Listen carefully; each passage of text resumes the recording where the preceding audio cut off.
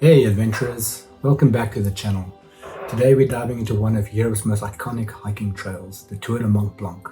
Have you ever wondered what it takes to conquer one of the world's most famous trails? The Tour du Mont Blanc is a circular route of over 170 kilometers and 10,000 meters elevation gain, crossing 3 countries, France, Italy and Switzerland. We're here to guide you through every step, every challenge and every breathtaking view. First, let's introduce ourselves. We are Lee and Karen, 2 South Africans who moved to the Netherlands to explore and travel Europe. The Tour du Mont Blanc was Karen's first multi-day hike, and we were super excited to tackle this bucket list adventure together. We faced ups and downs, but we made incredible memories along the way. So let's jump right in and start this journey together. A quick disclaimer, I'm going to butcher the Italian and French languages. I do apologize in advance. To kick off our adventure, we first had to get to Chamonix, which is the base for starting the Tour du Mont Blanc. Like many hikers, we flew into Geneva airport and then hopped on a bus to Chamonix. Bus tickets are readily available and it costs around 20 euros and took us around 1.5 hours to get to Chamonix. Once we arrived, we checked into our hotel and took some time to explore the town. We enjoyed the local food, did some last minute shopping and soaked in the charming atmosphere. Chamonix is a fantastic place with plenty of outdoor shops and gear. We stayed in a beautiful hotel with a gorgeous view of Mont Blanc. I will have links to our accommodations and transport we use in the comments below. The next morning, after a big breakfast at the hotel, we did our final packing. To get to the official starting point of the Tour du Mont Blanc in Les Houches, you have 2 options, bus or train. We chose the train, which offers scenic views but requires a bit of an uphill walk to reach the actual starting point. After navigating through a crowd of tourists, we passed through the official starting point and started on our incredible journey. Here you have another 2 options to start your hike. Option 1 is a challenging steep hike up a hill for about 6 to 8 kilometers. Option 2 is to take a cable car and skip the first big hill, which is the more popular choice and the one we opted for. We chose this so that we can ease into day 1. The first day is all about finding your rhythm. The trail is moderate with some elevation gain, but nothing too serious. We encountered a bit of rain, but thankfully our rain gear kept us dry. As we hiked, we passed through charming French villages and stopped for lunch at a local restaurant. One of the great things about this hike is the availability of food at refuges or restaurants along the way, which helps keep your pack weight down. After lunch, we continued through more picturesque French towns and came across an adorable church. To end the day, we faced a big climb to reach our refuge, Nant. A quick note on refuges. In France, they are called Refuge, which are mountain hostels that allow hikers to stay on their hike. Some are better than others. In Italy, they're also called Refugios. You typically stay in dorm-style rooms with another 6 to 12 other hikers, and you sleep in bunk beds or, if you're lucky, in limited private rooms for a higher cost. You are normally required to have at least a sleeping bag liner. You can also select if you want breakfast and dinner included, which I would highly recommend. Despite a few sick people in our dorm, the refuge itself was very nice. I think it was one of the best on the whole trail. Day 1 covered about 18 kilometers with an elevation gain of 900 meters. It took us around 7 hours, including plenty of stops to enjoy the scenery and also, of course, resting. Day 2 started with a bit of stiffness as our muscles adjusted to the new adventure. This is when our journey truly began. From our pre-trip research, mostly on YouTube, we learned about a stunning refuge called Robert Blanc, perched high in the mountains at 2,750 meters altitude. To get there, we had to take the variant route on day 2. A variant is basically a detour from the normal route. Typically a bit tougher, but it can provide amazing views if the weather is good. I would highly recommend only doing the variants if the weather is good.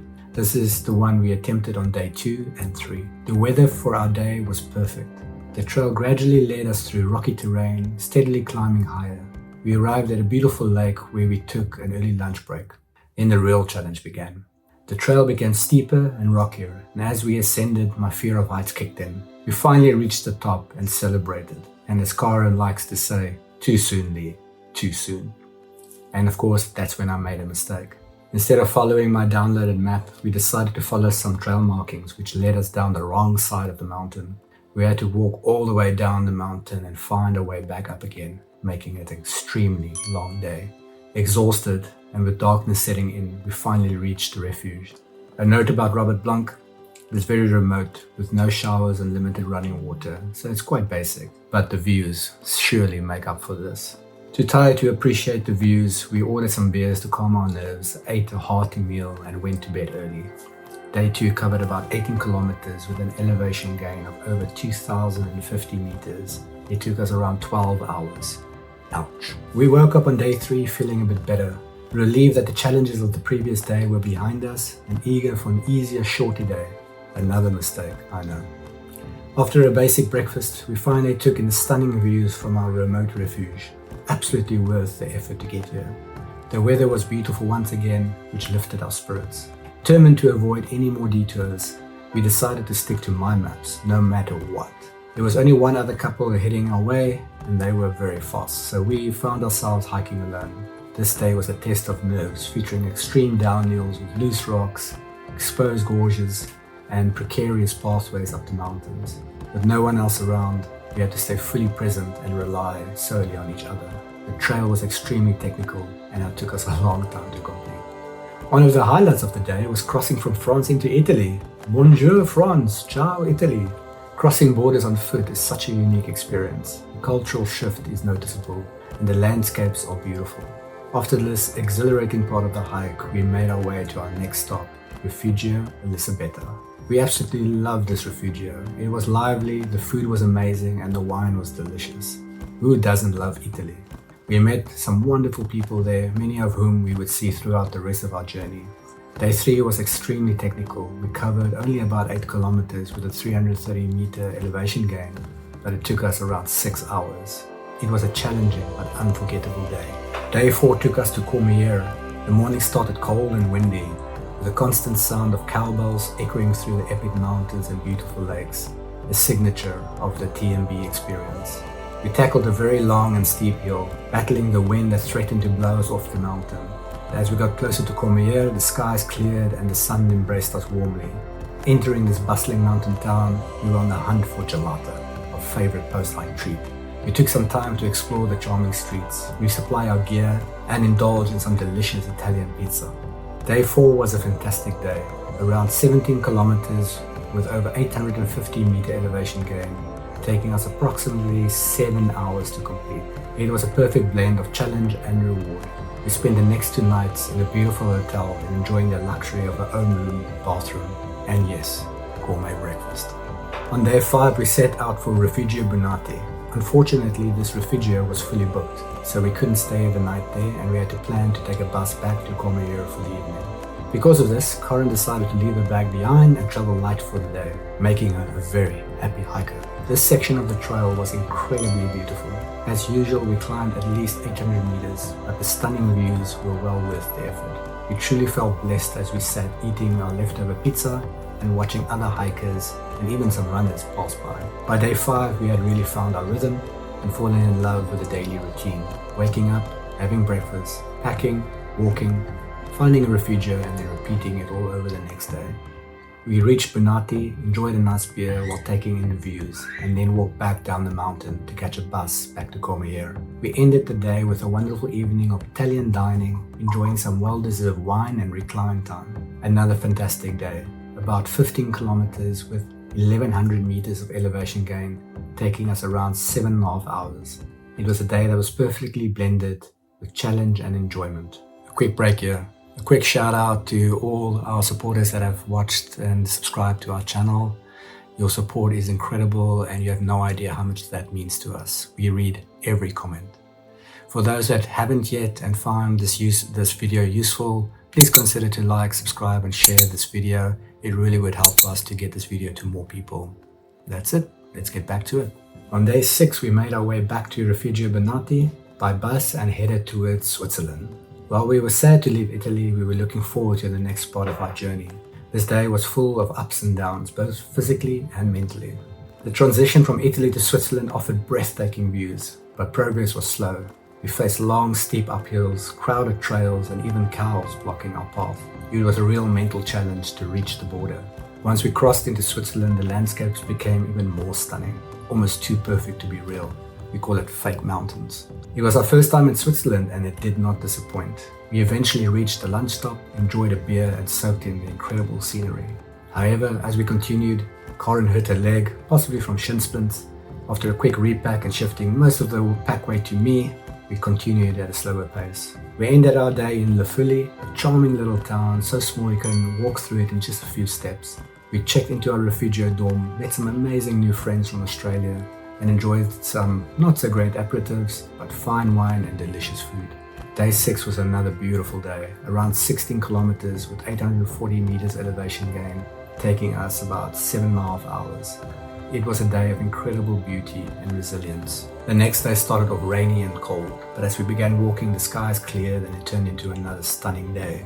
Many people mentioned that this was their least favorite part of the trail, but not for me. It was one of my best.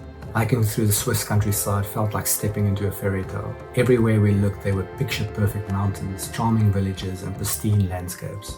We took our time, savoring every moment as we made our way to Champex-Lac, a stunning town situated right by a beautiful lake. We were pleasantly surprised to find out we had a hotel booked for the night, and it even included dinner. This was a blessing in disguise as we discovered how expensive Switzerland can be. We bought the smallest bottle of 500ml red wine, which cost us 30 euros, and that was the cheapest on the menu. Despite the price, it was worth it. The food was divine, and having our own room and bathroom after so many days of hiking felt like pure luxury.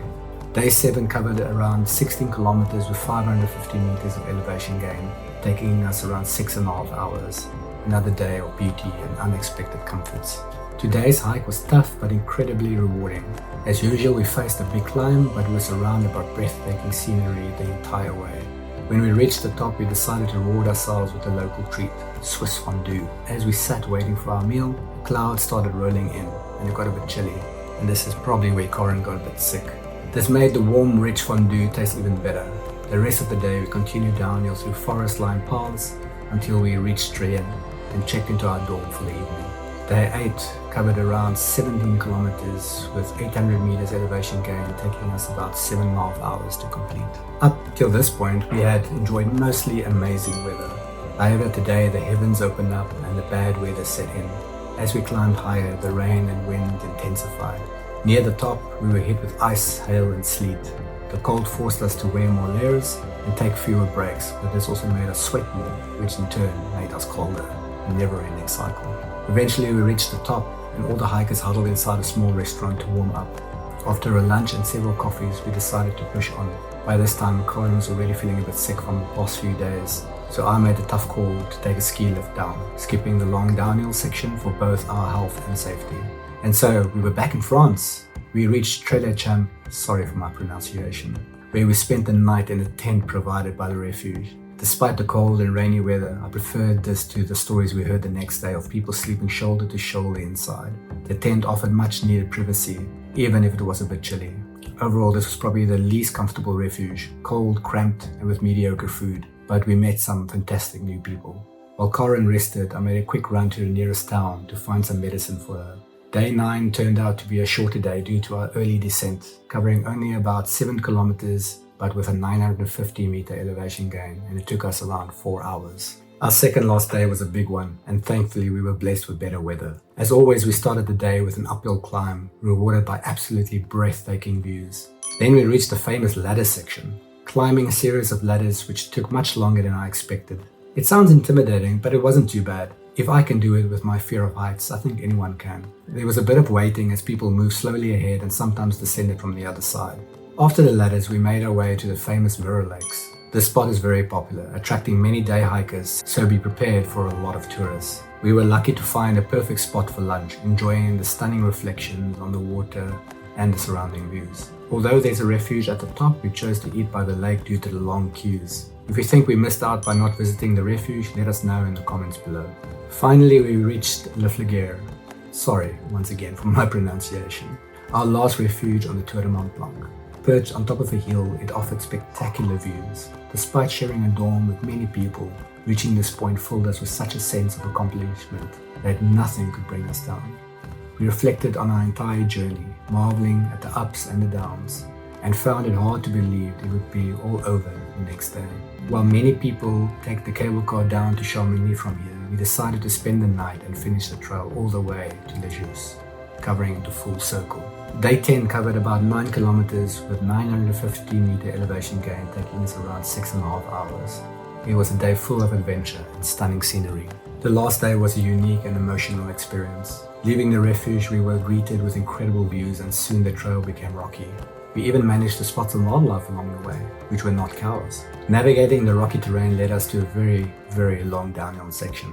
By the last day, the constant descent started giving us blisters. Eventually, we made it back to Houches.